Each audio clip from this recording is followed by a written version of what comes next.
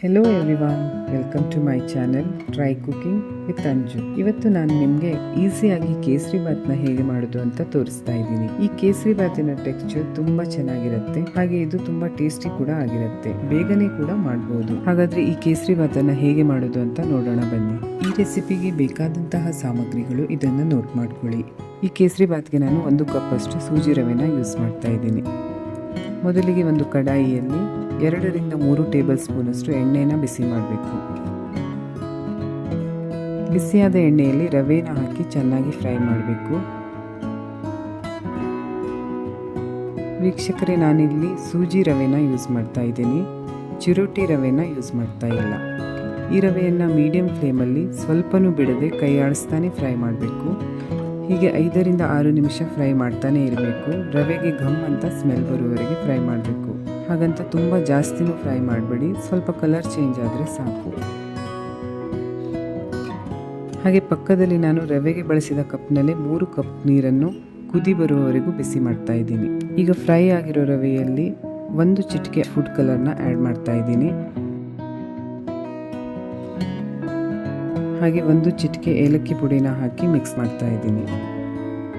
1/4 tea spoon ಅಷ್ಟು ಉಪ್ಪನ್ನು ಹಾಕಿದ್ದೀನಿ. ಹಾಗೆ ರವೆನ ಯೂಸ್ ಮಾಡಿರೋ ಕಪ್ನಲ್ಲೇ 1 ಕಪ್ ಸಕ್ಕರೆನ ಆ್ಯಡ್ ಮಾಡಬೇಕು. 3/4 ಟೀ ಸ್ಪೂನ್ ಅಷ್ಟು ಪೈನಾಪಲ್ ಎಸೆನ್ಸ್ನ ಫ್ಲೇವರ್ಗೆ ಅಂತ ಆ್ಯಡ್ ಮಾಡಬೇಕು. ಈಗ ಬಿಸಿ ಮಾಡಿರುವಂಥ ನೀರನ್ನು ರವೆಗೆ ಆ್ಯಡ್ ಮಾಡಬೇಕು. ಕೈ ಆಡಿಸ್ತಾನೆ ಇರಬೇಕು. ಚೆನ್ನಾಗಿ ಮಿಕ್ಸ್ ಮಾಡಿ ಲಿಡ್ ಕ್ಲೋಸ್ ಮಾಡಿ 2 ರಿಂದ 3 ನಿಮಿಷ ಲೋ ಫ್ಲೇಮಲ್ಲಿ ಕುಕ್ ಆಗಲು ಬಿಡಬೇಕು. ಅದೇ ಸಮಯದಲ್ಲಿ ಇನ್ನೊಂದು ಚಿಕ್ಕ ಪ್ಯಾನ್ನಲ್ಲಿ 1 ಟೇಬಲ್ ಸ್ಪೂನ್ ತುಪ್ಪನ ಬಿಸಿ ಮಾಡ್ತಾ ಇದ್ದೀನಿ. ಅದಕ್ಕೆ 2 ರಿಂದ 3 ಲವಂಗನ ಹಾಕ್ತಾ ಇದ್ದೀನಿ. 15ರಷ್ಟು ಗೋಡಂಬಿನ ಹಾಕ್ತಾ ಇದ್ದೀನಿ.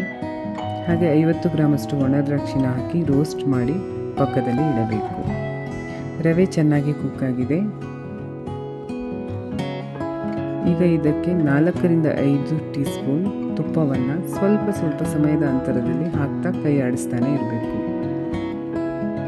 ಎಷ್ಟರವರೆಗೆ ಅಂದರೆ ಅದು ಹೀಗೆ ಪ್ಯಾನ್ನ ತಳ ಬಿಡುವವರೆಗೂ ಕೈ ಆಡಿಸ್ತಾನೆ ಇರಬೇಕು. ನೋಡಿ, ನಾನಿಲ್ಲಿ ಮಿಕ್ಸ್ ಮಾಡ್ತಾನೆ ಇದ್ದೀನಿ. ಅದು ಪ್ಯಾನ್ನ ತಳ ಬಿಡ್ತಾ ಇದೆ. ಕೊನೆಯದಾಗಿ ರೋಸ್ಟ್ ಮಾಡಿರುವಂಥ ಗೋಡಂಬಿ ದ್ರಾಕ್ಷಿನ ಹಾಕ್ತಾ ಇದ್ದೀನಿ. ಚೆನ್ನಾಗಿ ಮಿಕ್ಸ್ ಮಾಡ್ತಾ ಇದ್ದೀನಿ.